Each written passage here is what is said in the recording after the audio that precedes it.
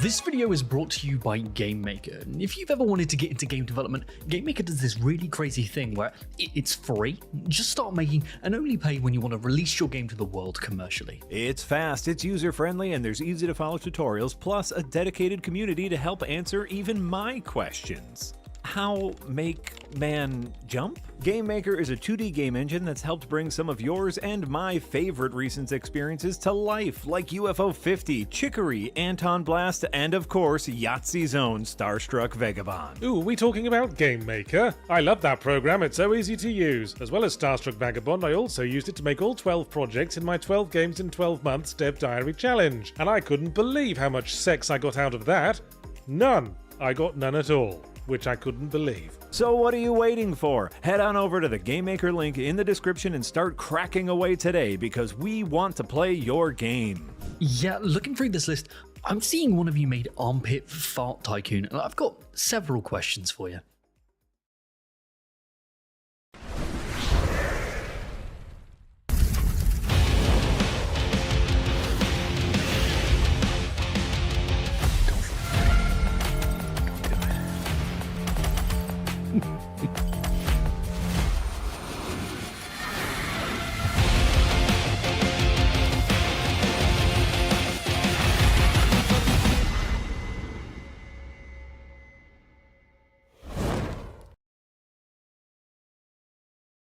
Hello, everyone. Welcome back to Firelink Podcast, episode number 51 for Wednesday, January 22nd, 2025. My name is Marty Sliva, as always, joined by Casey Wosu, Nick Calandra, and producer Eric.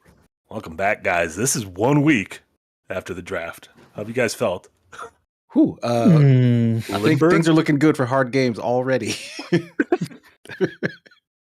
Things look good for the Genki boys. They got a pardon, so yeah. Aside from the destruction of democracy, I think Aside from that, the Red Wings are doing great. No, they're not. They've lost 4 in a row again after winning. No, 6 in a row. your Red Wings. You are the Red Wings. Your team, your draft team. God damn it, Nick. That was a week ago. How do you not remember? You should have named your team something different. I'm gonna be confused every week now. Wait, hockey teams play 4 games within a week? Yeah. Yeah, there's 82 games in a season. That's a lot. Yeah. Welcome, everyone. This is ostensibly a podcast about video games, and we got a good show for you today. The Nintendo Switch 2 revealed happened last week after the show, so we're going to talk a little bit about that. What we thought from that, maybe some expectations leading up to the full April 2nd shebang. Sad news just came through like an hour ago that a highly anticipated indie game just got canceled under some interesting circumstances, so we'll chat about that. And then, of course, our main topic, which is PlayStation. Is everything all right at home? Because it just feels like we've had this several times. We used this exact headline for the podcast, but we just had it about Xbox. Like 6 months ago. I feel like every 6 months we could just do it. We put another company in there. But this particularly speaks to the reports of even more cancellations of PlayStation Live service games, including a game that the Dark Souls or Demon's Souls remake developer Bluepoint was working on, the Days Gone developer Bend was working on, and one of those games being God of War live service game reportedly. So we'll chat about that, what that means for Sony. Maybe this is a good thing. And then stuff we've been playing and watching. Yeah. I don't know why there's so many sad stories. I wonder what could be getting everybody down. It's the depression start of the year is always depression. So yeah, but Switch to reveal. That's not depressing. That's nice. That's fine. Could have been more exciting. Shut the fuck up, Nick. No, there was kind of a anti-fervor around the announcement, and there's a good chance that might have been because of just the vast amount of leaks leading up to it, just kind of sucking the air out of the room. Like there was really nothing that was super surprising, and it was kind of, hey, it's another Switch, and like the name was as expected. Like folks were calling it the Switch 2, and then Nintendo called they showed it the Switch logo, 2. and it was just the logo. It's just they put it. They did your favorite thing, Marty. They put a 2 on it. How have I not put those? I haven't put 2 and 2 together yet. Two. That of course I like this thing. They just slapped a 2 on it. Yeah, I'm really not sure. Like what I know. There's been like a lot of discussion online of like, oh, this is boring. Nintendo's not being innovative, and it's like, right now in the industry, you need to play it safe, and Switch 2 is the safest thing you can do. everybody's going to upgrade from a Switch 1 to a Switch 2. Your games work on it. This is all, I think the vast majority of all people wanted. It's just more Switch. Yeah, I have a couple. Don't fix what's not broken. I saw that response of like, this isn't innovative, this is boring, and like, well, a couple ways to unpack that. First, we don't know like what this thing is. Like, we know it's a more powerful Switch, but we don't know what else it is. And there's some hints at, we talked about it, we're seeing it right there of maybe the Joy-Con can be used as a mouse, which that would be something different than the original Switch. We don't know what the UI is going to be like. We don't know what the online structure is going to be like. Like, these are things that could feel innovative. But also it's funny because, I don't know, when like the Series X and the PS5 got revealed, I was like, oh, they're more powerful versions of the last thing. Like, I don't know. Like, I don't remember people being like, but it's not doing anything new. It's like, that's par for the course for those guys. It was Nintendo that kind of led us down this path of us thinking, because it's not like Nintendo has never behaved this way. They used to behave this way when they were deep in the console wars with everybody else, right? They were the ones who was like, we're going to go left because we hate this power struggle that we keep losing in terms of hardware. They went left. And that kind of became their thing. We're like, oh, Nintendo is gonna blow us out of the water. No one can predict what they'll do next. This was the logical answer. So logically speaking, if you were following Nintendo's path, they were never going to do this. So in a kind of roundabout way, they did kind of outdo everybody by going back and doing what everyone assumed that they should do. When you think about it, my God, they're like 3 steps ahead of us. I feel like in terms of consoles though, like Nintendo's been the most inconsistent constantly, because you go from the 64 to the GameCube to the Wii to the Wii U. So like this feels like Nintendo's finally figured out a platform that just works for them and need to stick with it. No, and it is like Nintendo has shot themselves in the foot with a naming convention in recent memory with the Wii U, and with stuff like the new 3DS. Like, what is like? It's confusing to normal people. Like, that is a confusing way to brand things. As boring as PlayStation names might be, it's very clear what the relationship from a PlayStation 1 to a PlayStation 2 is. Oh, the 2-1 is obviously bigger. Like, that's how phones are named now, and people just understand that. So I think calling it the Switch 2, like, of course, in my heart, I was like Super Nintendo Switch, but like Switch 2 makes far and away the most sense. Well, they would run into the Xbox problem where you have a Series X. Where do you go after X? That's you the call it Y or Z. Name something free. Like, it's just a confusing. Just stick with the numbers. The numbers, Mason. I will say in a bit of a defense over the idea that like this does feel like a loss of innovation. Like, that's kind of indicative of everything. Like, the fact that Nintendo has been drawn into it does feel like a problem. The fact that Nintendo feels the need to play it safe, that they're adhering to this. All right, well, everyone out there is too stupid to understand that anything not named 2 is the next thing. So like, we're just going to call it 2. Like, Nintendo used to just not care about this sort of thing. And this marks them as kind of caring about this sort of thing. And that is maybe not to be of concern, but I do think it's notable. Like that, like that could have maybe that might be telling about kind of just what their direction is going to be when this generation. Like, are they going to keep playing it safe? They might, because this is kind of an example of that. I agree with that at a hardware level, but like, I am much more interested in what are you doing interesting and innovative on a software level, right? Like, I don't know. Like, I'm just like, what's the next mainline Zelda game gonna look like? What's the next mainline Mario game? What's the next Smash game gonna look like? What new IP are you working on? Like, that to me is where true innovation comes from. Like, some of the stuff that the Switch had, apart from you can literally take it, it is a console and a portable at the same time. Like, that's the true innovation. But the other stuff, like the haptics and the IR or whatever, all that shit on it that like Labo uses and that the Wii Fit game uses, like, those are neat little things, but those aren't the things like people really remember. We got a couple Patreon messages about this. And remember, if you are at our $5 tier or above on Patreon, every week you can join the conversation here. Nick tosses a couple of the topics in a day beforehand. We got some great comments about this, including David C. Calling back to what I said earlier about editing Mario Maker levels with a mouse does sound like a drastic improvement, in my opinion. I'm excited to give my demented ideas another go. We were talking about this in like in a staff chat the other day. We were just like a call the other day about like how that the mouse sounds like a cool idea. The idea of using a Joy-Con as a mouse sounds awful, but someone making a third-party mouse sounds pretty good. Like, yeah, I don't know. Like, what do you guys give any credence to the mouse thing? And do you think? I mean, yeah, uses I do, because as I've said before, I have the Lenovo Legion Go, and it has that technology where you can detach the controllers and you can use them as a mouse. I don't use it very often because on theirs it looks like the Switch one, like you hold it facing down. On the Lenovo Legion Go ones, the sensor's on the bottom of the controller, so you kind of hold it up like a joystick, which makes more sense than what they're showing with the Switch. But I don't know, like, until I get my hands on it. Sure. Yeah, that's the other thing, is it's but I think I just think it's indicative of them wanting to bring more of the major players' games to the platform. You know, if you can convince a Call of Duty player to play on the Switch and use their control. Oh, I guess it does have a pad on the. Oh wait, that's Lenovo. Eric fooling me over there. But if you convince other things also have that, then, because convince a Call of Duty player to come to Switch and use a more precise controller, or Fortnite player or whatever. So yeah, I mean, I think that's just the way all the handhelds are going, and I'm curious. I think I brought it up 2 podcasts ago. Like, I'm curious what multimedia functionality the Switch is going to have, because apparently Netflix is not on there.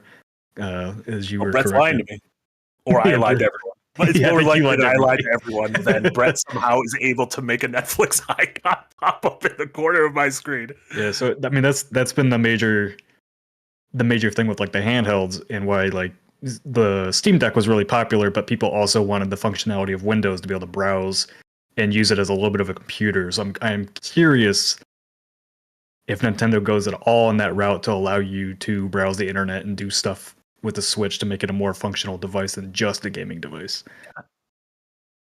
Like, does anyone care about using like that shit on a Switch? I don't know. I should say that. Obviously, there are some people out there, but I just like everything in my house does all that. So if my Switch doesn't, I don't care. Like, I have a phone on me at all times. I have every console I own can do that shit. Like, yeah, you're always going to find someone who's going to make use of it, but like in large swaths, I don't think that's something Nintendo should bother with, in all honesty. Yeah. But I'm also very skeptical of this mouse idea as well, because for almost every console generation, not just Nintendo, but everyone will have a sort of controller or console specific thing that they'll be like, hey, this is a cool little neat trick or innovation in terms of like hardware that nobody uses. Like the first party will try to get people to like mess around with it. You'll have like maybe one real big good use case, a couple other like lesser ones, and then just everyone else forgets about it and they just make what they want to make, ignoring it entirely. This seems like that for this console. Yeah.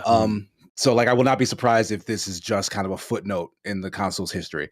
Inverse Guys over in YouTube with a super chat. Thank you so much, Inverse Guys with $8 Australian says the Super Nintendo had a mouse. It was underutilized, as I think this will be. Yeah, the mouse. Oh yeah. I remember if this have it, I doubt it'll be used very much. Yeah, that's a literal mouse.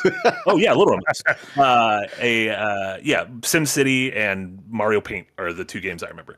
That being said, there are. A, I could see Nintendo bringing back Mario Paint if the mouse thing is kind of real and built in. B, I could see that sort of input.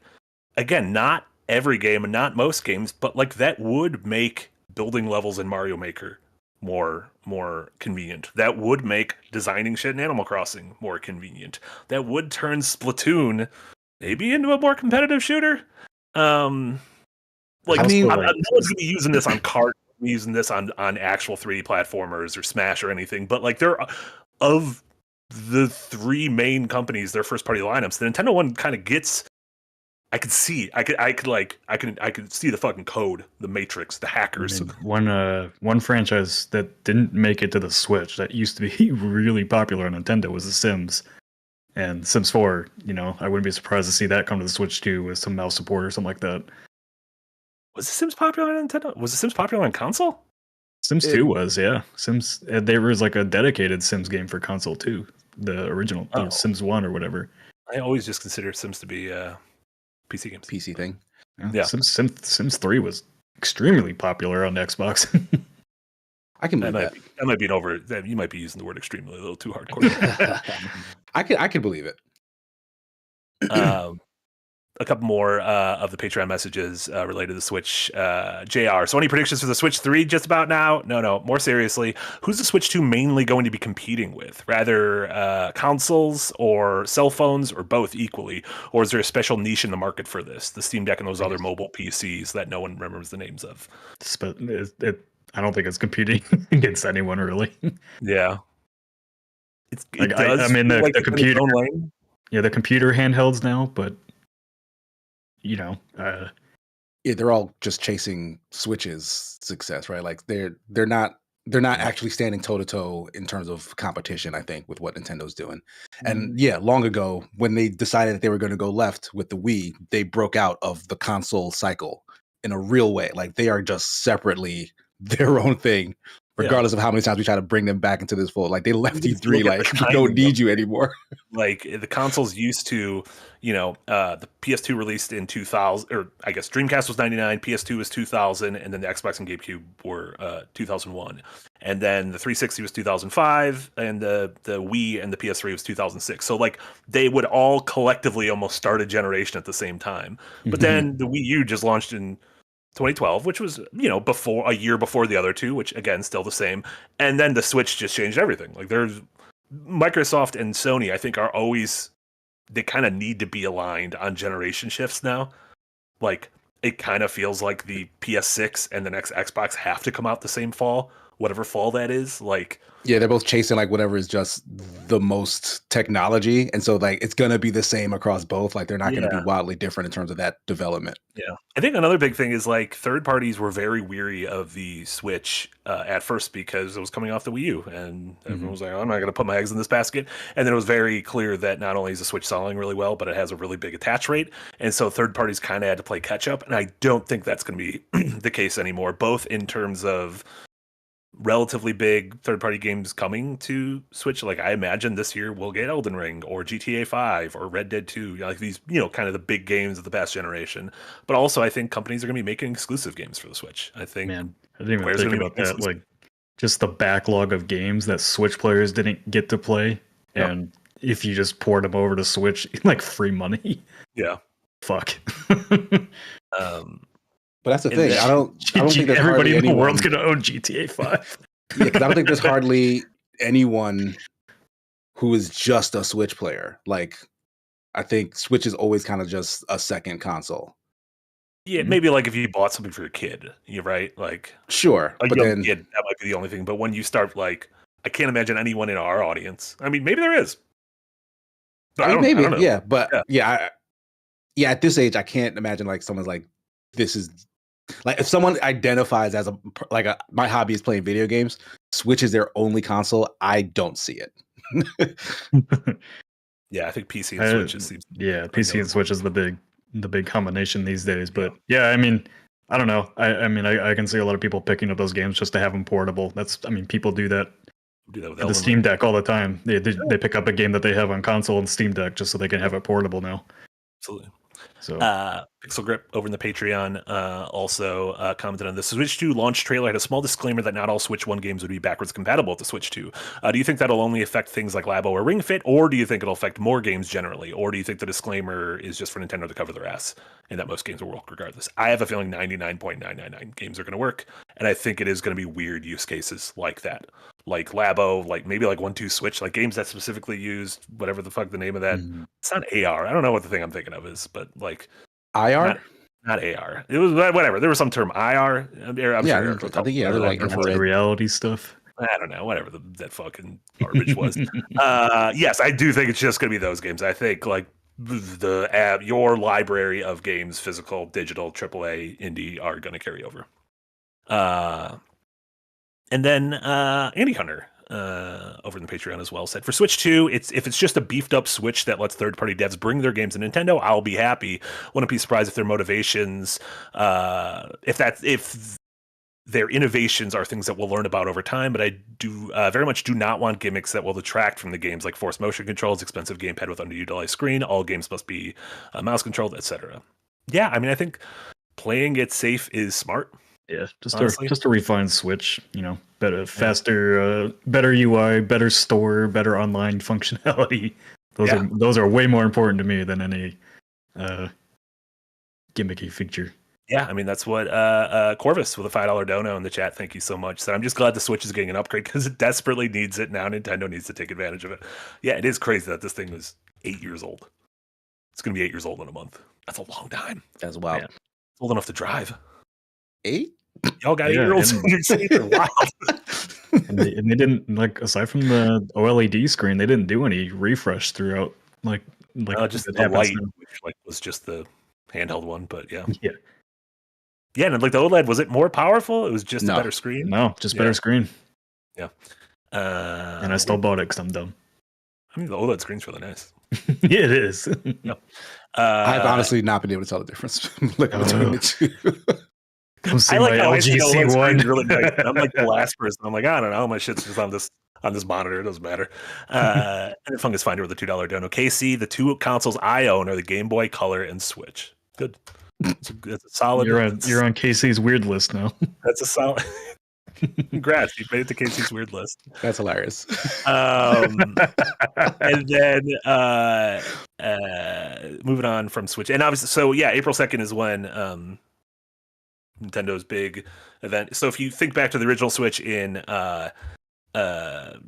October of 2016, they released like a 3-minute trailer that was like showing what the thing was called and the fact that you could dock it, and like the only games that they showed were off screen. And so that was like a first glimpse at Mario Odyssey and stuff like that. And then January, so like 2 months later, is when they had their big blowout. Here's all the software, here's what it costs, here's when it's coming out, and it came out about 6 to 8 weeks after that. And so in my mind, this is still the same. So that's July or so when it releases. 2 months after this is the April 2nd event, and then I think about 2 months after that will be when it launches. So late March or late May, early June launch is kind of what I'm predicting. And it looks like it might be Kart, that unannounced Kart game. Who could have predicted it? Having just booked for GDC, I'm hoping we get hands-on time with it there. Yeah, I don't know before that April 2nd thing, because all those sort of public probably events, previews and stuff. Yeah. I'm curious to see if third parties will start announcing their games now that it's like a real thing they can, talk about. So like if any of the, maybe during this Xbox showcase tomorrow, they say, oh, by the way, the Oblivion remake is real and it's also coming to Switch too. I don't know. Oh yeah, and by the way, the Xbox thing is tomorrow. Everyone, we'll be doing a live stream of that noon Central tomorrow. So Liza P will be a little later in the afternoon. I'm getting excited for that. I'm Doom the game, not like you are feeling Doom. Yeah. Doom the game. Doom the game. I mean, I feel Doom all the time, but I just want Doom the game. Sure. Yeah, that should be fun. Doom, South of Midnight, Clair Obscure. I'm excited for all three of those games. So yeah, I like surprises. So yeah, tune in for that. And then speaking of third-party games, that thing I mentioned earlier, the sad news is that a game called Earthblade got canceled. You might not know what Earthblade is by its name. However, it is developed by the Celeste team. It was sort of the big follow-up to Celeste. It was supposed to be a big open 2D, really gorgeous Metroidvania. Got revealed about 2 years ago, and just been kind of plugging away at it behind the scenes. However, in that blog post I just linked, they talked about how they made the decision last month to cancel this game due to a rift between some of the leads at the company over rights of Celeste, and that they kind of solved that dispute in an amicable way for everyone, but that rift sort of caused that group to not be able to work together. So they some of them parted ways, and they just felt like they couldn't continue with this game, so they scrapped it, and they said they're moving on to the next thing, which is we get these stories a lot where it's like, oh, this game that kind of, this developer first time game doesn't hit sales, and then they can't secure funding for the next game. But it's crazy that a game like Celeste, which is probably one of the most beloved and seemingly widely played indies of the last 10 years, having the real follow up, seeing this happen shows that like no studio is kind of safe from these kind of things. Like the fact that any game ever finishes is kind of a miracle. Yeah. Yeah. I mean, that's, kind of like the Disco Elysium situation. Obviously, very different with, basically capitalists taking over that studio. But obviously, they also broke up too because of artistic differences and everything. And that's why they all went and formed their own studios and not just took everything and formed a new thing like we did with Second Wind. I think that's just kind of the game you play with, working with creators that really put their soul into their projects, and that's kind of the risk you run when disagreements like that can really easily pop up and stop a project from happening. So I don't know. I didn't read that post yet. I don't know how detailed they got with the disagreements, but they didn't. They just said that there was like a rights dispute. So I'm imagining someone was unhappy with maybe a percentage of certain things, and it's understandable when imagine Celeste generated a lot of money, and everyone who worked on Celeste, startup problems, a little piece of that pie. So it's what happens when humans have to work together. Absolutely. Yeah, so it sucks because it always sucks when like something artistic gets caught up in the middle of it, and especially when it's something that like there's a big fan base for, right? But like the truth of the matter is like people are going to make their decisions. I'm glad that they apparently resolved it amicably, as they stated. But like, like they're going their separate ways. Hopefully, they're going to keep doing stuff. So like, we'll just hear about two new projects from the former Celeste team. I believe it was like the art director of Celeste, and who's the one that had the rights dispute, and they parted ways and everything. And they linked out to that guy. That person has a game they're working on. They linked out and they said we were able to play it. It's really cool. You guys should follow it. So like that was. I thought that was like a very cool kind of high road take, and feels very different than the Disco. Like it is similar in terms of a follow up to a beloved game not existing for one reason or another as Disco Elysium, but it seemed like the situation was resolved in a better way, which is good. Always glad to hear. You guys want to move on to this main topic? You guys want to talk about this PlayStation? Oh yeah. Is everything all right with PlayStation? This topic is here because of a news story, a report that broke earlier this week or over the weekend that following. I don't want to say just following Concord, but Concord seems like it was like a reckoning moment to where Sony had to look inwards at every single one of their the original 12 live service games that were in development and really look at what is this thing and what are we going to go forward with? Is this something we want to continue? And obviously we had public cancellations before, like with The Last of Us Factions follow up. We had reported cancellations like that Insomniac leak from the other year pointed to a live service multiplayer Spider-Man game that is no longer being made. But then this report showed two projects, one project at Sony Bend, the studio behind Days Gone, and one project at Bluepoint, the studio behind the PS4 Shadow of the Colossus remake and the Demon's Souls remake as being canceled. And that the Bluepoint project was at first it was live service God of War game, but then I believe the language got clarified to just a multiplayer God of War game. I mean, those are different things, but I feel like we tend to use those terms, at the same time, but we probably shouldn't because those are different. Because like Ghosts of Yotai or Ghosts of Tsushima Legends, the multiplayer component of that was not live service. That was you could not pay money for anything in that game. It was just multiplayer. Does live service imply that you can pay money for things? Well, I mean, live service to me is more that it like has continuous updates and it's like there's seasons kind of a schedule of content that releases. I think that's the live part. Whether you pay money or not is kind of separate. Like you could pay money for a regular multiplayer thing for like skins or whatever. And I do think Legends would have been a live service game had it become popular, but I don't think anybody really played it. It was pretty good. Pretty good. It's just never picked up, and like kind of what I said last week is, we used to get games that had like what we'd call tacked on multiplayer modes, And eventually, sometimes those modes would take off and become its own thing. And these days, companies are just like, let's fund this thing outright. It's like, man, why not just do like a small test in your existing? If you want to add multiplayer to God of War, just do a small test of what that might be, and then decide to fund this thing and go forward with it if people really like it.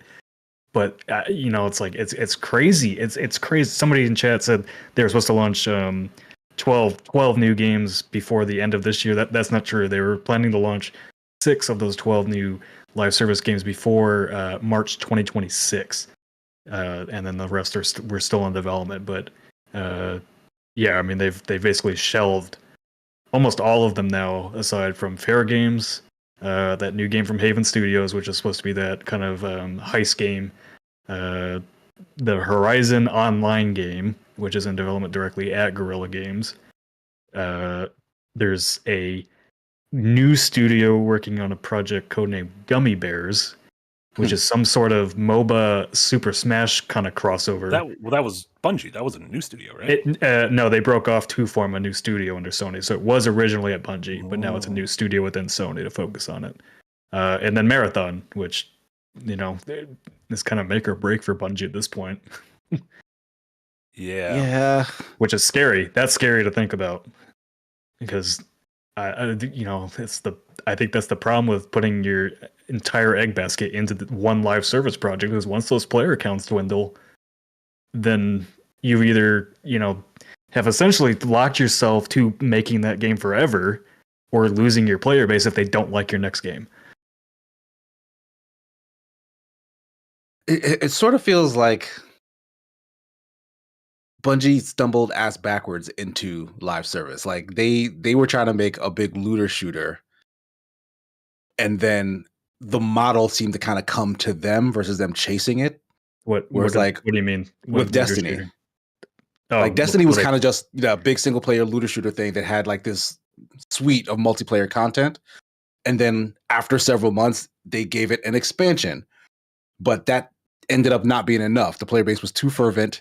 They couldn't wait long enough. And when they did wait for a certain time and stuff came out and they didn't like it, that was a big no-no. So it turned into this thing where it's like, all right, well, we'll be giving you all this stuff along the way that's more substantial, and then we'll give you the bigger drops. That'll be bigger things that you get. So like they had to give everybody everything all at once, and had to keep doing it and delivering it. And sometimes it was good, sometimes it wasn't. But like, yeah, they've really kind of, I feel like they fell into that as a trap, and everyone copied it as a live service template. But that's the thing, like nobody's really copied that model, because Destiny sells paid expansions. Most live service games just give you it all for free after your initial purchase. Because that's what worked for Fortnite. Like Sony, if you really look back at their history, they have never been successful in the multiplayer space through their own studios. Obviously, like Call of Duty and everything is big on the platform, but their own in-house developed multiplayer games have never gone anywhere. Killzone was supposed to be the Halo killer, didn't happen. Resistance was supposed to be the Halo killer, didn't happen. Starhawk, Warhawk, those were okay, but they never took off. Mag, 256 players, didn't go anywhere. SOCOM. Sunday is the 15th anniversary of Mag. Magging on Sunday. They had, even at the start of, or at the end of PS4, start of PS5, Destruction All-Stars, another, live service racing game that didn't go anywhere. Every single multiplayer game I can think of that Sony has tried to do has not made a splash, including the Uncharted multiplayer, which was fun, but it just wasn't, like, when you think about really successful multiplayer franchises, Uncharted is not one of them compared to like Halo or Gears of War, which had very successful multiplayer as first-party Xbox games. Yeah, they're kind of cursed in that way, and I think it might have to do with their history. Like Sony was always sort of the place to go for big single player experiences, like big 100-hour JRPGs, cinematic movie-like games, and like those are sort of things that attract kind of either a loner gamer, like who does not like multiplayer games, or a more casual gamer who doesn't spend their leisure time online in a group. Like they're like, I'll knock this out like a popcorn movie, but like sort of. I mean, PlayStation is the most popular platform for Call of Duty. I wouldn't attribute that to PlayStation. That's just Call of Duty. Like, but I mean, like, PlayStation people use their PlayStation to play multiplayer games. It's just that Sony has never found a game that like just hooks you for multiplayer. Because I would argue that the people who are playing Call of Duty on PlayStation aren't PlayStation fans. Like that's not PlayStation audience. That's the Call of Duty audience. Yeah. I mean, that audience plays the sports games and Call of Duty. That's right. Popular console that runs Call of Duty. Yeah. They go where their friends go. So So if someone is waiting on the next big Sony thing, I don't think that's generally a multiplayer happy audience. Yeah, and I don't think it ever has been. I mean, when you think about PlayStation's history, all of their big first party games have always been those more cinematic single player games. Hey, I bought my PS2 modem for SOCOM 2. It was weird. I spent money to play SOCOM 2. I played it for a little bit. It was fine. It was very hard. I got shot and killed very quickly. Everyone was very mean on that game. We had a couple of Patreon messages regarding this. Rob Paul, thank you so much at the $5 tier and above. With how much they've spent on each of these projects, do you think Sony expected all of these live service games to have a healthy player base, or were they just hoping one or two would stick and recoup the entire investment? That's what it seems like. The idea they is had to be, right? Find find that golden goose that will just, find your Fortnite, find your GTA Online, find your Call of Duty. But the number of those games you can count on two hands, I think. And so there's no promise that if you put 12 games in development, one of them is going to be that kind of thing. Yeah, I mean, Ubisoft ran into the same problem. X Defiant was supposed to be their Call of Duty competitor and shutting down in June. So I don't think you can take down the behemoths anymore. Like, I think it's much like the MMO market. It is impossible to break in unless you do something that is just so many leagues above and beyond. And even then, you still might not win that target market over, because people are so ingrained into Call of Duty with their skins and everything, and Warcraft. They've spent years building up these characters, these inventories of skins and prestiges and friends and all that. Like, it is hard. It is extremely hard to rip people away from these things. And they started way too late. Like, all these other live service games were like huge and making all their money when Sony decided that they were going to open up the doors to the factory. It was like, all right, let's get started. Yeah. And it's like, no one's waiting around for any of this stuff. And the fact that they started so many projects kind of showed how unfocused they were on the actual product. Like, it wasn't necessarily like, we want to bring a particular experience to the public that we think will compete in this market. They were saying, we want to compete in this market, point blank, period. Yeah. And that's so a lot of people have been pointing at Marvel Rivals as being like, well, live services are dead because of Marvel Rivals. And it's like, well, Marvel Rivals filled a gap in the market that existed. Overwatch used to be super popular. It is not anymore. It's player based. And it also got lucky that it was the right time, right place, right license. There's a lot of luck involved in. Yeah.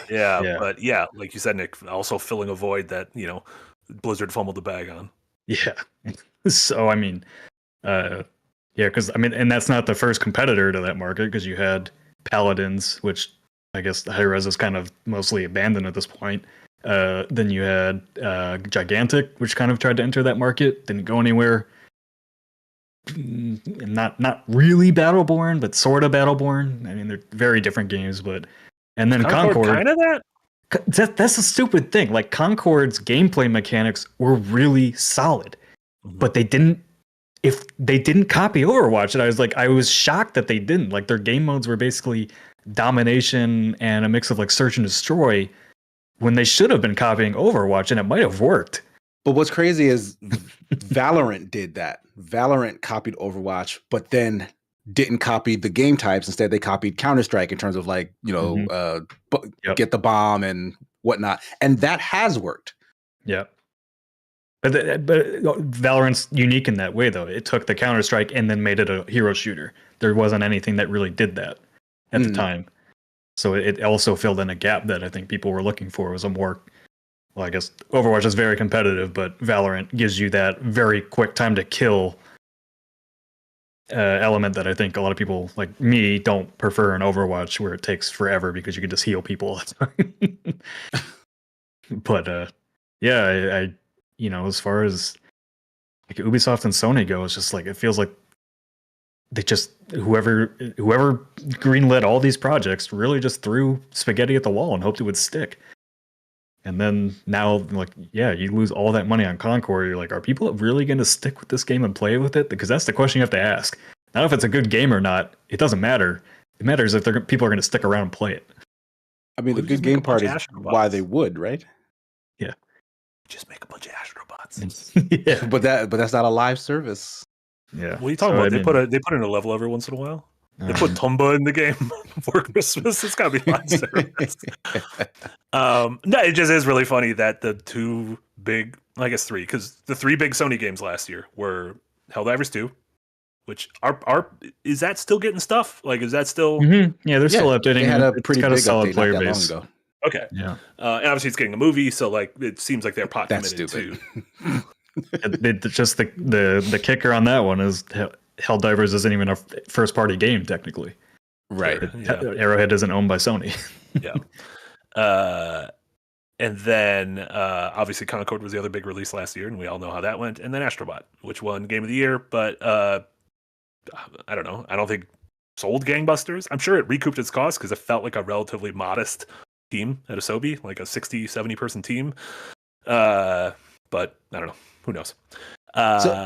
I mean, I do have a question, I guess, to pose to you guys. Like, do you think that like these other cancellations, like, are they based on the quality of the projects, you think, or is it really Sony just giving up on this idea finally? Like they're finding out how and when to just shut this stuff down because they're saying no more of this.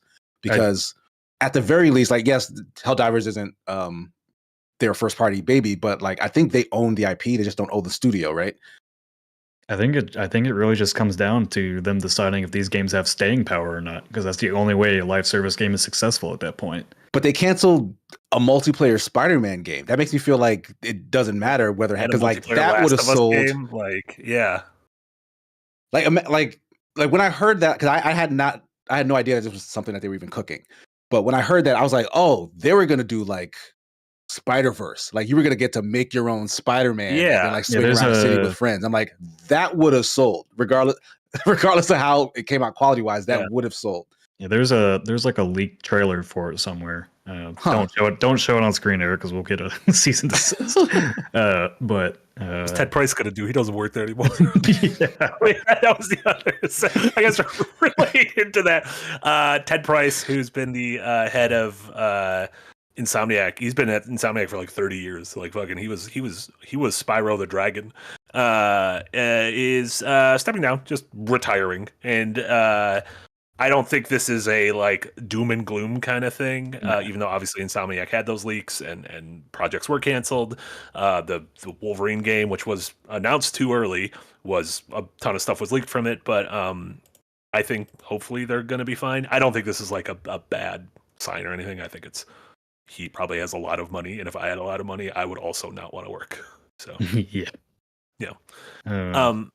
But I guess in like the bigger thing, if you just zoom out, Far Too Many Frogs at the $5 tier and above on Patreon asked, do you think with all of these live service failures and cancellations that there have been across the industry, is this a turning point, or is that too optimistic to hope for? Like, it feels like we've been in the turning point for a little while, right? I think I've been saying a lot. I think the live service chase is over for the most part. Because even a lot of these multiplayer games coming out now are going for the premium model again. Just at least if people buy it and it doesn't live, at least you made some money back instead of going free to play and earning nothing. And in that case, like if people do buy it and it makes at least its money back, you don't have to have an endless community of people playing it. You can have a very dedicated 8,000 people playing it. That's what the Insurgency franchise did, and it was successful. It never had a 100,000 player count day. At most, I think it had like 25,000 at its best, but it was still considered a success for the studio. Because I mean, having 8,000 daily players is a lot, considering So yeah, I mean, I just when I think about like a live service God of War game or a multiplayer God of War game, like I just can't see that even getting a good response online or having it show up in a Sony Direct. God of War Ascension. That was bad. That wasn't a Yeah, fun game. people didn't That's like like the God of War game everyone kind of forgets. Yeah, People talk about the so- Vita ones more than talk about that one. Yeah, I think because I posted a little thread a couple days ago. Like, you know, EA has essentially, they're not out of the live service game by any means, because they still have Apex and all the sports games and everything. But all of their upcoming games, aside from I think Skate and Battlefield, are not live service games. Mass Effect, the Marvel games, whatever, you know, EA original stuff that they've got coming, none of it's live service. Skate and Battlefield are the only two that they have upcoming. And Battlefield, Did you see the What? Battlefield thing? Did you see the Battlefield I thing? did. What are Somebody, we doing over there? yes, somebody. They released a made piece of dumb-dumb. key art for the next Battlefield game, and it includes it's like a ruined city in the background, and it includes clearly an asset that is just pulled from an actual shot of Gaza this year or last year. Yeah, Like it is like a somebody made dumb-dumb. building, like a destroyed building with a smoke plume that is clearly that shot. So like whoever made that art was clearly like using real references and then didn't do anything with them. Shit. But yeah, so EA's essentially out of that chase for new IPs that are going to be live service. Ubisoft's essentially out of that chase now. I think they've canceled pretty much all of them. Microsoft, most of their upcoming lineup is single player stuff, if you really look at it. Mm-hmm. Sony's canceled most of theirs, and Nintendo's doing Nintendo things. So that's even 2K is mostly out of it. Obviously, I was trying to GTA think of what Nintendo had in terms of live service, like just this past Sunday. Actually, like it's Mario not live Kart. service, but like Mario Kart is like their big online thing. Splatoon Smash. is another thing, and then Smash, right? Like, Yeah. is that really it? about it. Yeah, besides from It the is free-to-play stuff on the PlayStation. insane to me that I don't want this to happen, but it is insane to me that they weren't like, let's gouge so much money out of people for Animal Crossing. Like, it is the pandemic. Everyone is sad. We can take so much money from these people. And they just didn't. They're just like, the game's done. Bye, everyone. It's wild to me. It's like we've made enough money. Yeah. You know what? Thanks, Nintendo. The last big live service game, I'm waiting for it to be. I'm just waiting for it to be canceled at this point, because the reveal did nothing for anybody. Is that Project Ethos that's under 2K? That one that looks like Fortnite, but it's an extraction shooter. Oh yeah, that I'm just waiting for that to say nope. We're done with seems this. like a bad idea. Yep. All that shit just bleeds together. It does. Couple super chats came in during the convo. David with a $2 dono. I bought my PS2 modem for Resident Evil Outbreak. I feel like there's three types of people in the world. There's the SOCOM 2 people. That was me. There's the Resident Evil Outbreak people. That was you. And then there was the Final Fantasy 11 people. And I don't know any of those people, but they had to exist somewhere out there. I bought the GameCube modem for Phantasy Star Phantasy Star. Universe. No, not Universe. Online 2. Yeah. Bring that back. What do we do? I think Phantasy Star. It exists. Yeah, they have like a new Genesis. What's it called? Yeah, like they revamped the new one. Yeah. I've not touched it. I need to. There you go. You can become a big Phantasy Star guy. Friendship with Smash over. Phantasy Star is my new best friend. The thing is, Monster Hunter actually filled that void that Phantasy Star left. So like, I really haven't felt the pull to go back because Monster Hunter has honestly, been there. Monster Hunter feels like the game that is the most clear evolution of Phantasy Star. Yeah, Yeah. Huh. it's like Unga Boonga Phantasy Star. As far as Sony goes, though, like not to, I guess not to speak like clickbaity, but is this like this generation? Because Marty, you said it a few times. Like most of Sony's developers are going to release one game this generation, which is kind of insane. Yeah, I mean, most And all now- developers are releasing one game this generation. That's fair. Yeah. That's fair. But with like the Um, cancellations of these projects, like, we still don't know if Sony Bend was working on another project in conjunction with this, and the same for Bluepoint. So like, are half I of think the Sony's report said that these were their only projects. yeah, so are half Or of at least their only Sony's, projects in full production. So so what, like, are half of Sony's studios not going to release anything this generation at this point? I think it's also that, like they said, I believe Bluepoint was also a support studio on Ragnarok. Mhm. So like they pull in these teams for surefire bets. Like I don't know if some of these teams are gonna be helping out with like the Wolverine game, which seems like a surefire bet, or Ghost of Yotai, which seems I guess I don't know what a surefire bet is because I thought Spider-Man was, and it sold really well. But then those leaks were like, oh, these games cost like $300 million to make. And it's like, well, what if you just make cheaper games? They really should make cheaper games like that. We make every game look a little bit worse. That's kind of the lesson that I hope they will learn. Make the games cheaper. Well, I mean that, if you think about it, like pretty much all of Sony's big recent IPs have all been open world too. Aside from The Last of Us, Spider-Man's open world, Days Gone's open world, Ghost of Tsushima's open world, Horizon's open world. Yeah, they used to do really. What's Housemarque doing? I want to see it's not like Returnal. Like the world on fire sales wise, but that game ruled, and that was like the first 6 months of the PlayStation. One day I'm gonna play Returnal. You're gonna love Returnal. You are gonna love it. That's fucking so many colors. Mega Man. So many colors. Nita Ram with a $10 dono. Thank you so much, Nita Ram. Glad to see PlayStation correcting course on live service despite this fumble. They still managed to produce better single player experiences than most AAA. The Game of the Year nominations speak for themselves. Yeah, I agree. And yeah, I mean, it's a good course correction. It's just like I just think it's I wrote it in my Unpacked video that's coming out this week, this Friday, and if you guys can think of one in this Firelink chat, I'm open to it. But I can't think of, like, all of Sony's studios are built around building single player games, or at least co-op in some form, but single player majority. I cannot think of one studio that was making renowned single player games that was asked to make a live service game and have it work out. Marty brought up Rockstar this morning, but I think like GTA Online is kind of its own thing, and they have billions of dollars to make it. It almost feels like Rockstar and Nintendo are things that you can't use to prove or deny a point. Like they are outside the realm of point. They are anomalies. Yeah, truly. But yeah, I cannot like. In my video, I mentioned BioWare with Anthem, Arcane and Austin with Redfall. Ryan T with a solid drop, rare. Rare. Oh yeah, Sea of Thieves. Yeah, with Sea of Thieves. But like, but that's also like a completely. Yeah, I was gonna say that's also like a completely reformed studio too. I mean, every studio is completely reformed at this point, right? That's fair. Like I think every studio is like a ship of Theseus kind of thing. But what was Rare's big thing? Their big single player thing before Sea of Thieves, like that was like a massive gap of time. 1999's Jet Force Gemini. Be a boy, a girl, or a dog. Viva Pinata. No, that was the thing. Is like I don't think they had a big hit since they were with Nintendo, right? Yeah, like they were Grab by the Ghoulies, wasn't it? Cameo, wasn't it? The Conquer remake, wasn't it? Yeah, so in all that time, they definitely became something different. Yeah. And then Blistered Soul with a £2 dono. Thank you so much. Too many great old games versus live service. BG3, Fallout New Vegas. I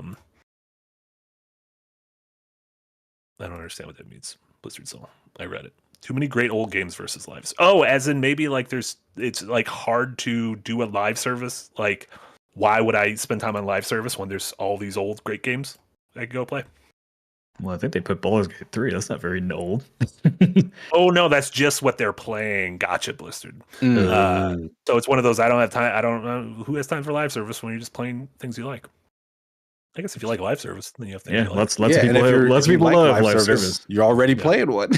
And I continuously said, like, I'm not against live service as a concept. I'm just tired of studios being thrown at it and expecting it to work. Like the studios that are making it work are studios that have made multiplayer games and know how to make a good one. Yeah.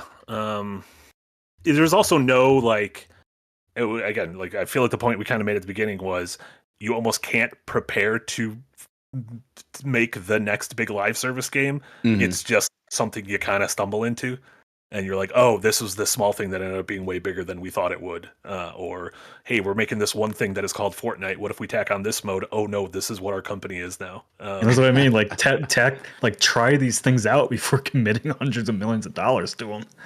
Make a small God of War multiplayer game. If that's what you want to try, just fucking put it out as a demo or some demo prototype. Make small things anymore. It's stupid. That's the industry never learns anything. Tee. Damn, you should put that on a shirt. We should. Oh, it's available over on the TBA store. we both sprint to try. We simultaneously chilled. I like that we both sprinted to do it, talked over each other, and no one knows what either of us said. Great job. Yeah, That's how you do it. any last thoughts on Sony before we chat about what we've been playing and watching? I'm just glad they haven't laid anybody off. Yet. Do you think 1 year from now, on Mag's 16th anniversary, do you think Sony will be in a better position, a worse position, or a similar position? Do you think if we do a temperature check on Sony 1 year from now? Like overall, or just in this realm? I guess overall. Like if I think we it's hard look to say. back and say that was a lot of tough decisions, but they were necessary because it seems like the future is bright. I will say I think Sony will be in a better position, honestly, because when they first announced that they were doing 11 to 12 live service games, all of us was like, that's stupid. They never should have started down that path to begin with. So now that they've seen that it was an error and are like canceling projects and refocusing whatever, I guess that's a good thing. It's just it costs them so much to get there. But I don't know. Like who's to say? I think they're like, obviously the games that they have coming out, I expect are gonna be great. Ghost of Yotai, Naughty Dog's new game, Intergalactic, whatever Housemarque is working on, and all that. I don't think I don't think they're gonna have like the Xbox problem of bad exclusives. I do think they're gonna have the Xbox problem of not releasing enough games to keep people happy. I think their timelines have probably gotten all fucked up from all these cancellations and stuff. My thing though is like, I don't know, there's enough other games to play. Always. The third party does kind of fill the gap some. Yeah, I just wonder if like they basically just had their Don Matrick moment of putting all your eggs into these live service things, and now it's going to hurt them for, but at least these studios are experienced enough to go back and just, all right, we'll make the things that we know best. Yeah, so, I guess maybe a lot of people buy a console because they're like, well, I'm going to, of course, regardless of what I play on, I'm going to get all those third-party games. But I bought a PlayStation instead of an Xbox or a PC because I wanted these games day one. Yeah. And if they're not delivering those games, then you're like, well, fuck. I don't know. But we'll see. As we move on to stuff we've been playing. A Hawk Abridging with a $5 dono. Thank you so much, Hawk Abridging. Said, well, one of the games I was playing, I finished Final Fantasy IX. Cheeky little replay. I did a lot of cheating, which was wonderful. We did so much cheating. We talked not like cheating, like you can't date people in that game, not like infidelity. I just put on God mode to beat it because I couldn't be arsed, as Yachts would say. I played through every one of those JRPGs with cheats if I could. It's great. You just hit a button. That's what Hawk was asking about. Were those mods/features Marty used for Final Fantasy stream that they were talking about on Monday? Curious if that was something Square added to the Steam/Switch releases. Yes. The modern versions of Final Fantasy 1 through 10, as well as 12, if you buy them on PC, if you buy them on console, if you buy them on Switch, they all have the ability to toggle on things like God mode, super speed, turn off battles. I actually don't know about 10, because I haven't played 10 in a very long time. Like, I haven't played these modern versions of 10, but 1 through 9 and 12 all have those things. Yeah, super speed, infinite mega attack, quasi God mode things. So, I don't know, it just makes an old game very, in the same way that like save states and rewind and shit like that make old games a lot more playable, especially if you're playing on limited time in a modern day. Oh, apparently Final Fantasy X doesn't have that. Well, that sucks. But yeah. So yeah, that was one of the big things I was playing. The other thing I want to play, well, I was also been playing Donkey Kong Country Returns HD, which was Nintendo did Nick's favorite thing of taking a game from several generations ago that had already been re-released. It came out for the Switch, re-released on the 3DS, and now has finally made its way to the Switch in its dying years. $60. Not if Nintendo sent you a code. Am I right? Jesus Christ. Maybe that's why I don't complain about this. Fuck you, Marty. I'm the 1%. Donkey Kong Country is still really Donkey Kong Country Returns. This was Retro's follow-up to the Metroid Prime trilogy. Returns and Tropical Freeze are both still really good 2D platformers.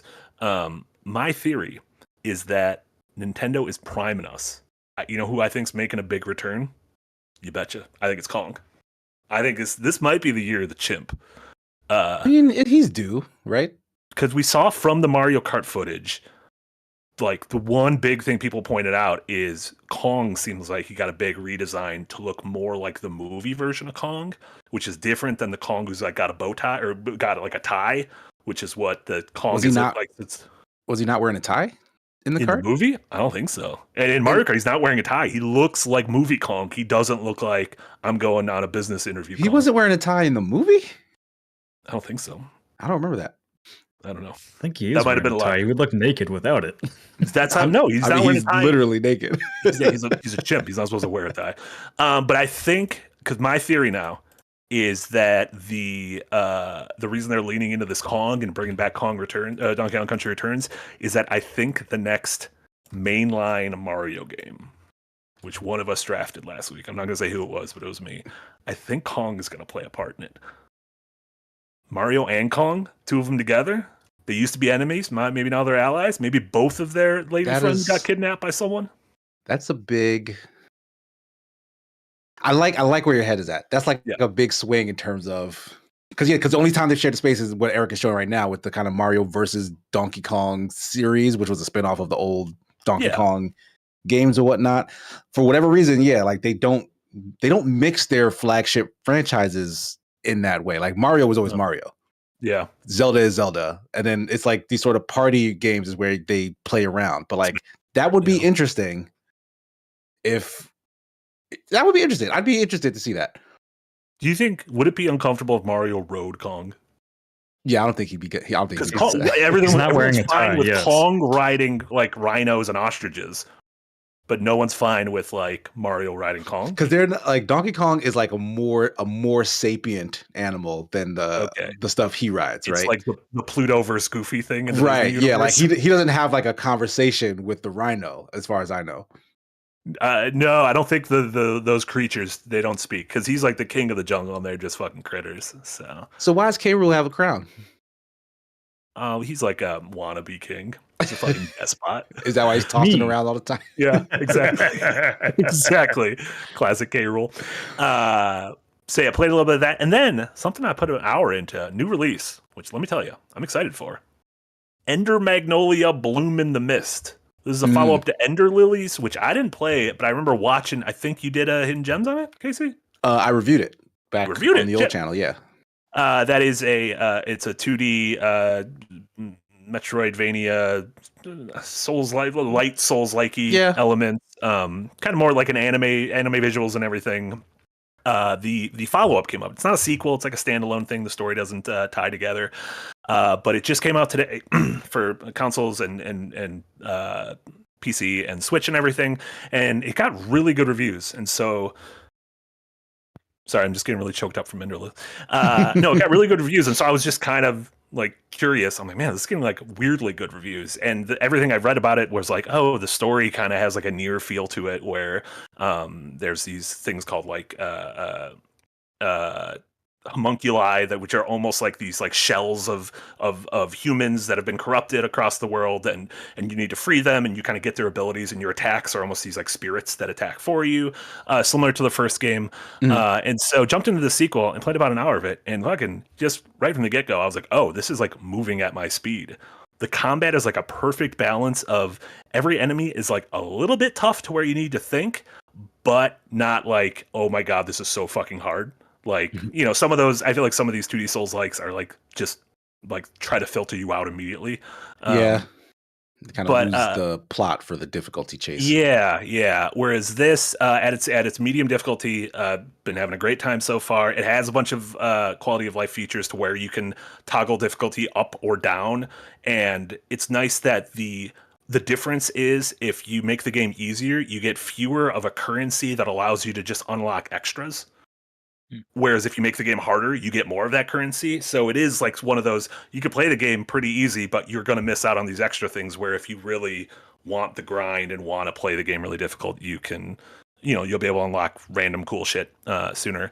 But yeah, really enjoying the game so far. The story's really cool. I like that apparently the original game was very like desolate and kind of sad and like lonely. Very kind of depressive in terms of its plot and music and it's kind of very dreary. Like it literally rains endlessly as part of the plot in that game. Whereas this, similarly, like this isn't a happy fun time. However, there's like remnants of humanity everywhere, and there are villages, and you're talking to NPCs, and like every time you sit down at a bench, which is like the equivalent of a bonfire, your ghosts come out and you have conversations with them, like almost like when you sit down at a bonfire in a Souls game, and like your fire maiden comes out or whatever, you can talk to her. So it seems like there's like a sense of life behind this. So again, only about an hour into it, but really enjoying it. The reviews are great. This has been in early access for a little while and just hit 1.0. So which I'm glad I waited for. But really enjoying it. Came out today. I give it a reco after an hour. We'll see. I'll come back next week and see if I'm still playing it. I played a little bit of this when we were at PAX West as well. Oh, okay. And like as someone who played the first game, like I immediately felt the difference in terms of like they kind of just refined the feel of that game, because like lore wise it made sense. Like you play a character who has spirits attacking for you, so like it's a little imprecise feeling. I was like, well, that's fine. It's a little girl, she's not the person I'm controlling, it's this ghost who reacts when she's in trouble, whatever. But this, they kind of was like, all right, screw that noise, just make it feel more responsive. So I like it. Yeah, so Ender Lilies was the original game that came out like 4 or 5 years ago. This is Ender Magnolia, a follow-up. Apparently the stories don't connect, so you could just jump in the second one. You're totally fine. But yeah, that's what I'm playing. What about you, Casey? What do you got going on? I haven't played much in terms of video games this week, but with my fiance, since we're doing our wedding stream still, we are close to getting, I think, a proper ending for the Forgotten City. We're having a really good time with that game. Like it's such a strong premise. That like was this a book of some sort? Like that turned like was this adapted? No, it was a Skyrim mod. Yeah, it was a Skyrim mod that they ended up turning into an actual game. Okay, so but I don't think it's like based on a book or anything. Yeah. Okay, because that's very impressive to me, because like just the concept by itself on paper is super interesting, and what they do with it in terms of like how it's woven into the loop gameplay is just really intriguing and interesting. Like I want to know more about everything that's happening in the city, and they make the individual people's lives who you need to learn about in order to get your tasks done interesting. Like they have their own little stories that all interconnect in certain ways. I will say it's a little handholdy. Like the second you are presented with a challenge, like a ghost will literally whisper in your ear like what you're supposed to do. And that, I feel like, just like let me have a chance to figure it out in some of these cases. And then other times it's really stringent in terms of well, don't do this, do that, because doing this is just an instant fail state, and then you got to reload your save and then do the thing over again. And that just kind of takes you out of it, because sometimes you're presented with a conversation and like you kind of want to see where a path goes, but then you realize that path just ends the conversation, and it's like, all right, well, I guess I got to go back and pick the other thing. But we're having a really good time with it. Like I heard good things about it going into it, but I'm honestly like impressed by just how captivating the premise is, and like the story is good. I won't say it's like great, but the premise that revolves around it is so strong that like all of that is fine. Like it's fine that they came up with a good story and a great premise. Yeah, I like it. I'm glad you guys are digging it. That's a fun one. Yeah, we should be finished Friday, I think. Nice. You said you haven't been playing too much. You've been watching anything? Yeah, I saw The Fall Guy starring Ryan Gosling. That's a real fun movie. I thought so too. It's like it was way sillier than I thought it would be. Like it looked kind of like lighthearted, but it's like very silly. Like they're playing around with just the idea of movie making in general from the perspective of, the stunt teams. And it's just really cool. Like I'm a big action movie fan, especially like martial arts stuff. So like I take a lot of interest in like stunt coordination, fight choreography, that sort of stuff. And for them to kind of give it this interesting but fun focus and lens, I thought is cool. And I'd be curious if more movies like this kind of highlighting the stunt people behind the scenes finally get them some sort of recognition, because like the fact that they still don't have like an Oscar category or award category in general is kind of strange. Yeah. So and it's funny because it kind of takes. So it was directed by David Leitch, who for his first 20 years of his career, he was stunts. Like I believe he was Keanu Reeves' stunt double in The Matrix. And then he would go on, and then he would go on to like produce John Wick, and he wrote and directed like Bullet Train, and he directed Deadpool 2. So he obviously has that like kind of action pulse to him. But it is cool that someone is that like. It is one of those like this is like an unsung part of movies since their inception that I feel like don't get the same the respect they deserve. Yeah. Nick, you would like the Fall Guy, I think. Yeah, I meant to put it on my list to watch. Casey, did you watch Bullet Train? Yeah, I did watch Bullet Train. Okay, yeah, that movie that was a good time. Yeah. And he the report today is that David Leitch is tapped to direct Ocean's 14. Put a lot more action in that, I guess. Also, the rumor is that Ryan Gosling is starring in the next Star Wars movie from the Deadpool director, the most recent Deadpool director, Sean Levy. Gosling in Star Wars he shouldn't be there. What's funny is Ryan. Yeah, I also love Gosling, but he looks like he doesn't belong in any movie he's in. He looks like he belongs in La La Land. Yes. Yeah, he should be wearing a suit and a skinny tie and working at a jazz bar. Yeah. I think that's my favorite role he's ever been in. He's perfect in that role. He's really good. Like Ryan Gosling is really fun to watch. Yeah. Outside of that, I watched Challengers because Darren and Jesse Schwab were just raving about it. So I was like, all right, let me see what all the hubbub is about. That's a really good effing movie. Like just from start to finish, like it just locks you into what it's trying to tell you. And you want to see what it's like for a person to like want to fuck a sport. Yeah. Like that is what challenge, like that is what I got for that movie. Like what if someone was in love, like actual love with a sport? Yeah. Like what if we directed a sex scene that was a tennis match? Yeah, like like it is a captivating film. Like it's shot so interestingly. Yeah. They finally made all the grunting actually sexualized. Yeah. That correlation is definitely there. Yeah. Everything is tennis except for tennis switches. Yeah. It was amazing score too by Atticus Ross and Trent Reznor. Like, I kept hearing that. I expected to be a little more blown away by the score. I liked it, but like I didn't. Maybe it was overhyped. Yeah, like maybe I was going into it thinking I'd be like, oh, way into it, and it was like, okay, it's fine. Yeah. But like what I did really take away from it was just how interestingly a lot of it is shot, especially like the actual like tennis scenes. Like they just really strong, distinct choices in terms of just showing off what could have amounted to the same thing. Someone running back and forth up the court and knocking. Like they really had to get creative with it, and they made it work. Like shooting from under the court, like the first person perspectives, that like they really got crazy with some of that stuff, and it was awesome. I really liked it. Yeah. Also, Zendaya is just really fucking good. Like, yeah, she's great. She might now have the belt for like Disney star to transcend that and just become like a fucking icon. Do you know she's on Dancing with the Stars? Right. What? She was on that one episode with it was named Dancing with the Stars. What was it? Where Tom Holland did that, America's Got Talent? Yeah, but she's on Dancing with the Stars too right now, I think, because I just saw Instagram. So. Are you sure? I mean, unless she like did a single spot, she's way too famous to have to be on that. Like, that's for like. Yeah, like usually that's reserved for.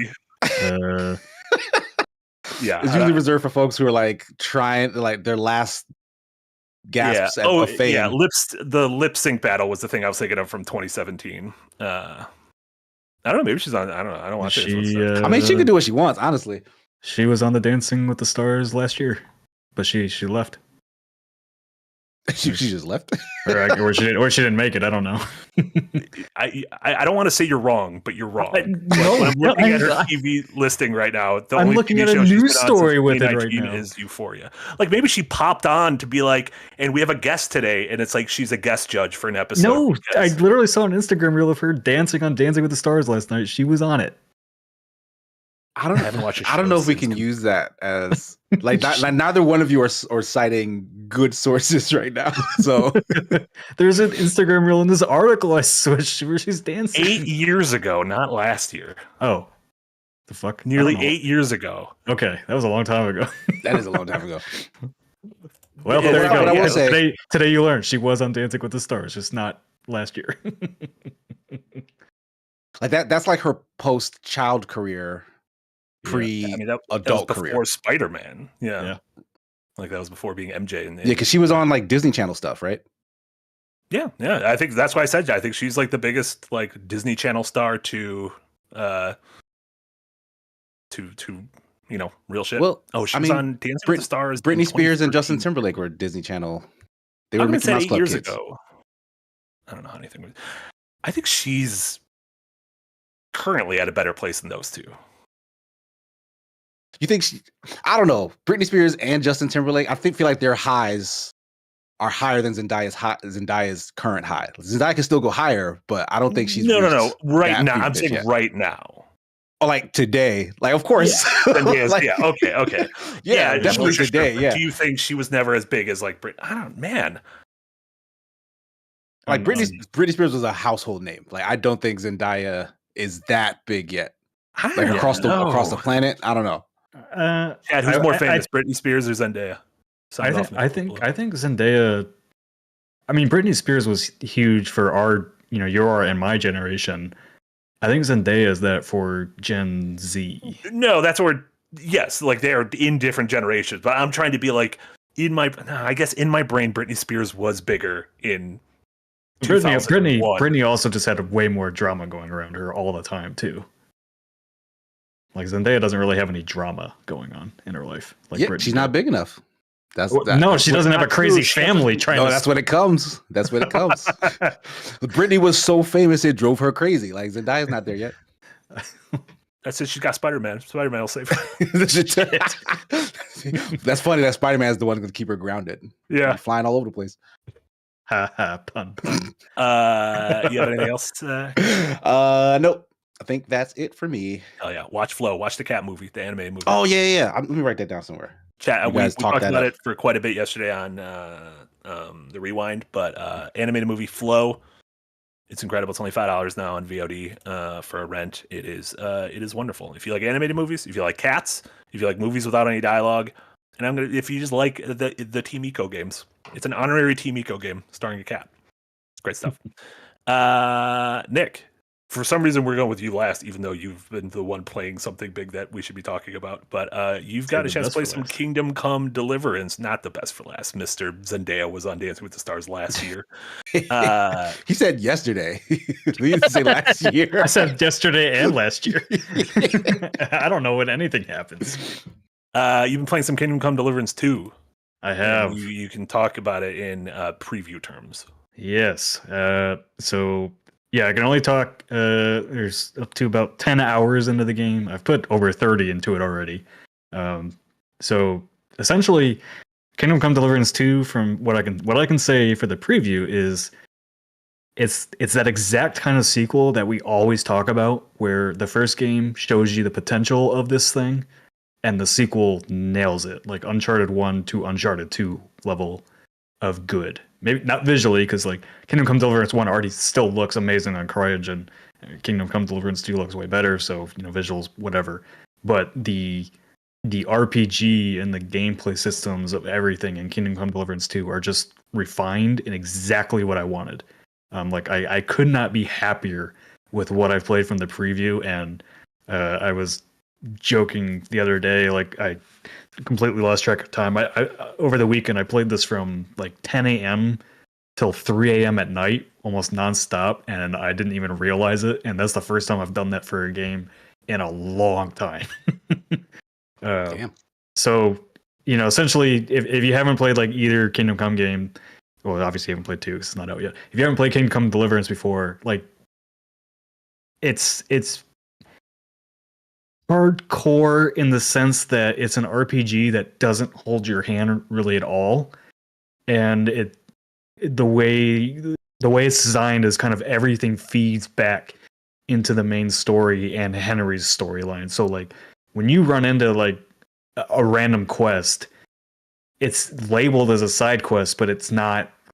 It's like you're living Henry's life. It's not just a go do this and get XP for it or get a reward and you're done with it. Like these quests are all like thoroughly designed with stories of their own and everything that send you off and doing all this weird shit. Like in my previous session, like I think it's the funniest quest I've ever been on in an RPG.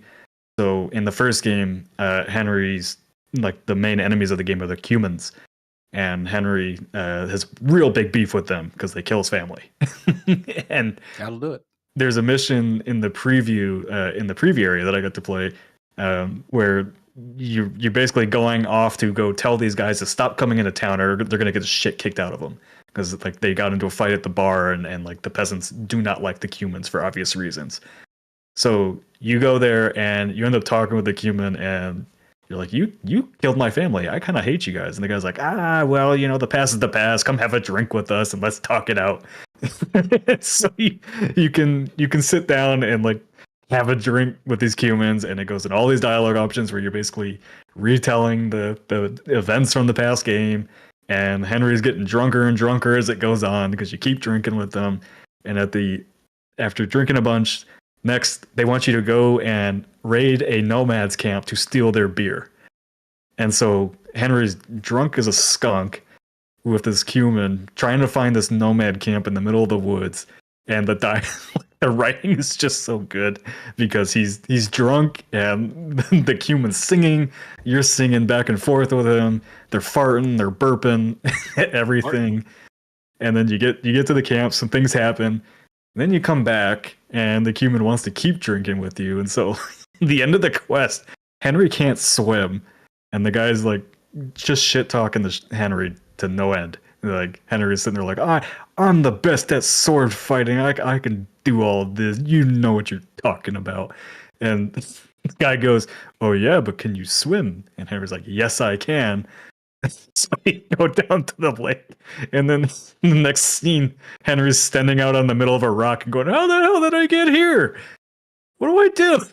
It's just you gotta. I got drunk and made a mistake scene since Red Dead 2. It's just so funny. It's so funny because it's just goofy as hell, and like the writing in the game is just so good. Like a lot of the games that we've gotten in the past, half decade or whatever, like just don't have great writing. And when a game has really great writing, I think it just stands above the rest. It just stands out, and like you're like, I'm engaged in this. I want to hear everything they have to say.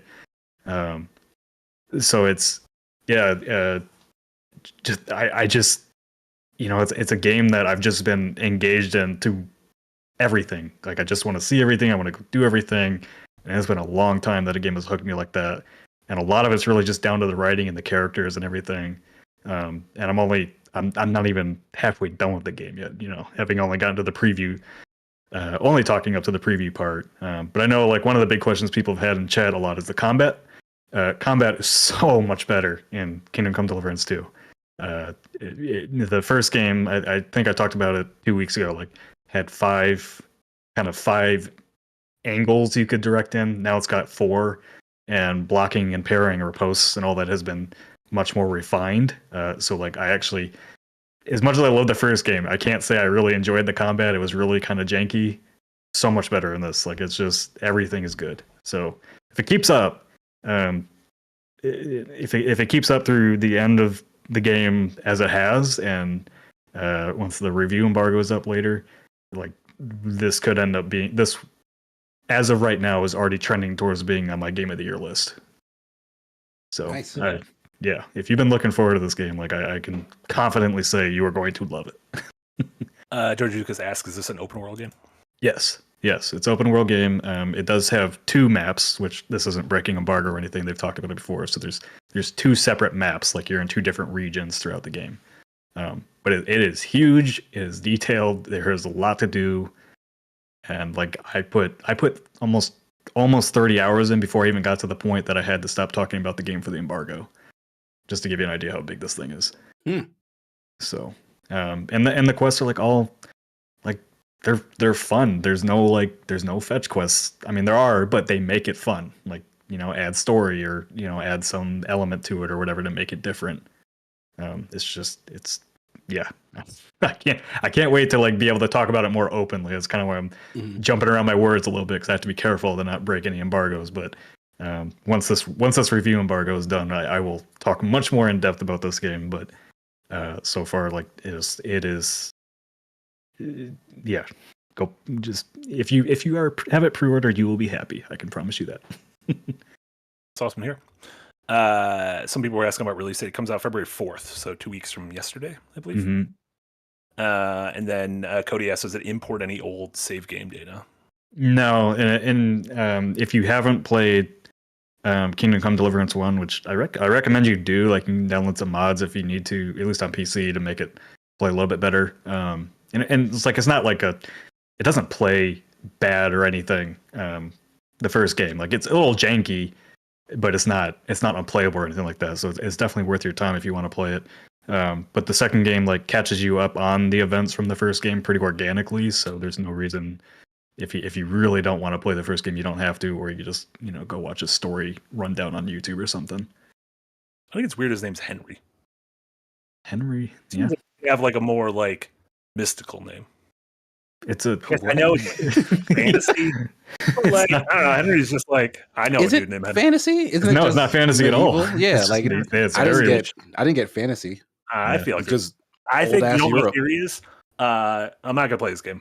I was gonna ask if any part of that appealed to you because it doesn't look like your sort of thing. My theory, Nick said it's got two maps. Here's my theory: is that it takes place modern day, and this is a village situation where there's a medieval world that's actually like a fenced-in thing in modern day, and you're gonna leave, and you're just gonna be like in fucking London or something. So that's That's all funny. all the anti-woke grifters on Twitter are mad at this game, and I made the joke that there's a quest where he time travels into the future and meets up with all the woke ideologues and then goes back and delivers it to the peasants. that's vintage Henry. Yep.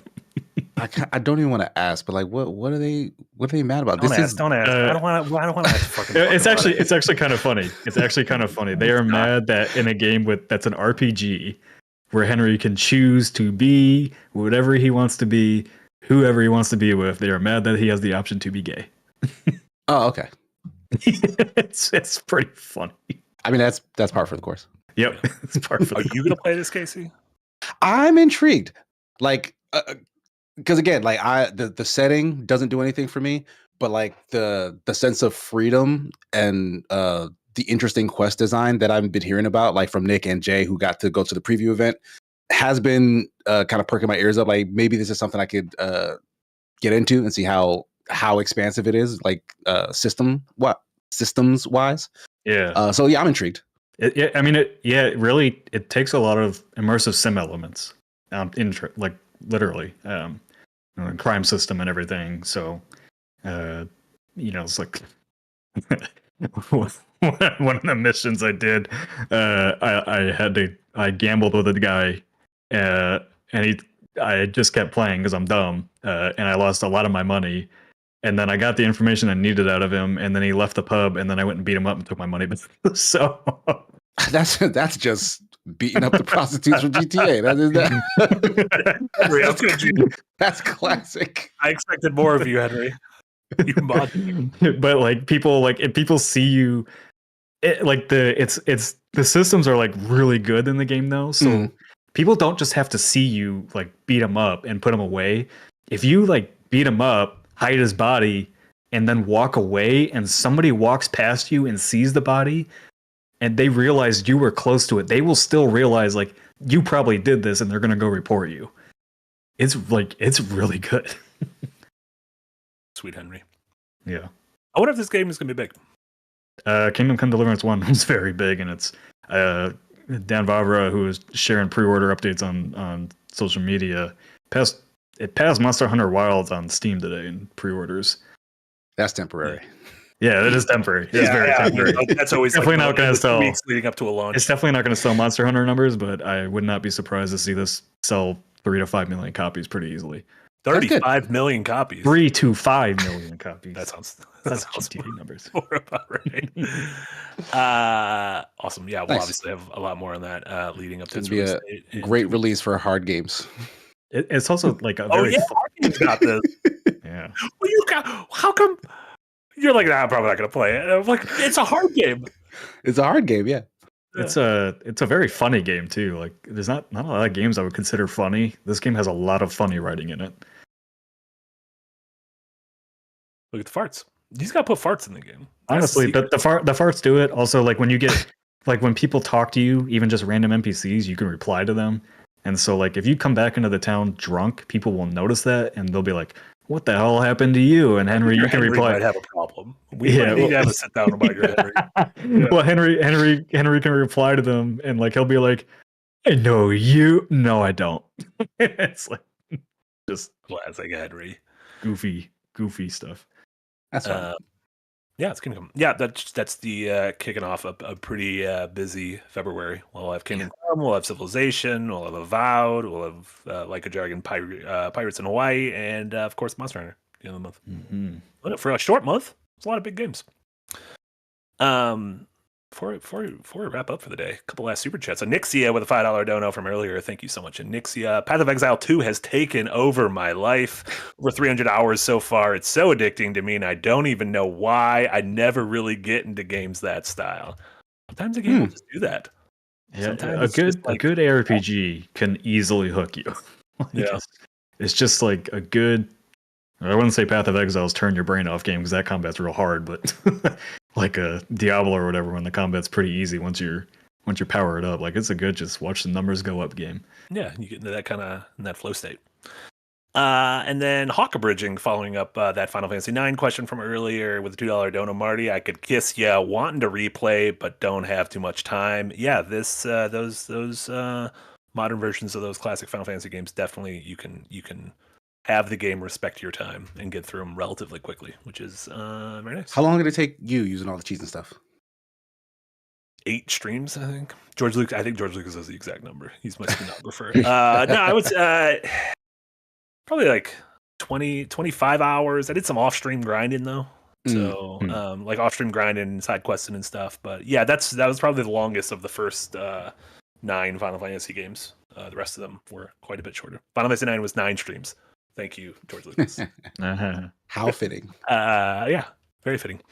But yeah, that'll do it to us for this episode of Firelink. But we have an exciting week ahead of you guys. Like we mentioned, tomorrow we're going to be back, Nick and I, at noon Central. Probably a couple minutes before that, we'll be live streaming the Xbox showcase. So that's Doom, that's Clair Obscur, that's South of Midnight, that's Secret Games. Man, if it's near, I'm just gonna light myself on fire if it's new, like in a good way, not in a bad way. Whatever the like good version. You're gonna go Super Saiyan. I'm gonna go Super what Saiyan. You mean. Yeah, exactly. So we'll have that. Jess and Jack will have Liza P. I might now have things tomorrow evening, so we might not be able to do whatever. I mean, we finished Metroid Prime though, so that would be a fine week to not do anything. But we'll see if there's gonna be a night stream tomorrow, and then on Friday at noon, a big stream. It's already set up 2 days in advance. Let me tell you, Yahtzee and Jamate are gonna be sitting down and playing Black Mesa with a couple of devs, including Mikey and some other folks. So that should be very cool. If you like Half-Life, if you like Black Mesa, if you like Yahtzee geeking out a game alongside the devs, that should be a tons of fun. And then, Nick, you mentioned how Unpacked is coming back this Friday, but I thought Design Delve was a Friday episode, and one's coming out this week too. So what's going on over there? Yeah, so starting this week, Unpacked this week will be on Friday around 3 p.m. Central. And I've essentially gone back and remade the show to reformat it to, instead of being a singular essay, I wanted to find a way to essentially deliver a few interesting topics each week. And so it'll essentially be breaking down like an interesting news story, some interesting game announcement, maybe a preview, stuff like that. It's gonna be a little bit different, kind of a grab bag of interesting things each week that I essentially relay the information to you and then I unpack it. So that'll be every week going forward. That's why it's called that. Yeah. It'll be every week going forward at 10 a.m. Central, except for this week. And this week I'll be including a preview of Assassin's Creed Shadows, since I got to play 4 hours of that yesterday. So you get to see some impressions. Do they still speak with Italian accents? No. No, they do not. And then Design Delve. You just busted embargoes. So Design Delve will be at the normal time this Friday, but after this episode, Design Delve is moving to Mondays at 10 a.m. Central every other week. Still the same cadence, still every 2 weeks. Show's not changing. Just going to be a Monday show. So instead of having the back end of the week just full of things, we'll get a nice little Monday Design Delve going forward. So yeah, look forward to that. Anything else on your plate, Nick? Nope, just 1099s and business stuff. Taxes. Go read our latest financial report is up over on Patreon. That's true. If you are not a Patreon subscriber, get on over there and go help us get out of that loss zone. Yeah, we got all sorts of great stuff over there. Obviously, at the $5 tier and above, not only can you chip into these conversations, as you saw throughout this episode, you get 3 Darren columns a week. I've been doing weekly columns on Tuesdays. You're getting a monthly Patreon exclusive video, and this month's is a Yahtzee and Jesse Schwab joint that is insane. It's actually nuts. And it is insane. And it is the easiest log line, and we're not going to give it yet. I don't want to spoil it yet. Is the easiest log line. When you hear what it is, you're like, oh, this is going to be very good. Yeah, I'm not going to say exactly what it is. I will tell you. Spoil it. I'm not going to spoil it. I'm going to say it's Yahtzee plus Kingdom Hearts in some form. I feel like that's spoiling it. Yeah, I feel like you shouldn't even said that. Shouldn't have done that. You shouldn't have done that. It's going to get people curious. You shouldn't have done that. Casey, what do you got going on? The huge. Catch me probably on some other stream of sorts throughout this week. Like I mentioned, me and my fiance are still playing through The Forgotten City. We should probably be wrapping it up on Friday. And I don't know, if we do wrap it up, we'll probably go back and try for other endings because like it's that intriguing. So like just hang out with us, see how that game concludes, probably multiple times over. Super Smash Sunday, we started airing it on Second Wind for the first 2 hours and then an additional 3 hours back on my channel. So we'll be doing more of that as well this coming Sunday, starting at 12:30 p.m. Eastern Standard Time, starting on Second Wind, and then 5 hours ending over on my channel, Signal Gears 9. Yeah, that's pretty much it. Hell yeah. And then right before we wrap up, Alex Adams, thank you so much, a $5 dono. I'll watch the VOD later, but I just wanted to say that since the last episode, I've now found myself in 3 separate fantasy video game leagues. Listen, we are Legion. I hope you drafted better than I did. KC will have the first update to his draft, I think, with Kingdom Come. Stole it from me. Yeah, that's right. Well, you didn't draft it. I didn't draft I didn't think he was going to draft the game it. works. I didn't even think it was on his radar. I didn't even think he knew about it. No, he's a big Henry. Why would I know about it? Casey loves Henry. He just won't shut up about Henry. My Henry doesn't fart, though. Yeah, his Henry doesn't fart. His Henry doesn't do naughty stuff. His Henry doesn't swim as well, so a lot of difference in his Henry. So for Nick, Casey, and Eric, this was Marty. This was Firelink episode number 51. Thank you all so much, everyone who listens on your podcast service of choice, watches live on YouTube, and especially everyone who supports us on Patreon. We appreciate y'all. Have a great rest of your Wednesdays, and we'll see y'all next time. Bye, everyone. Bye.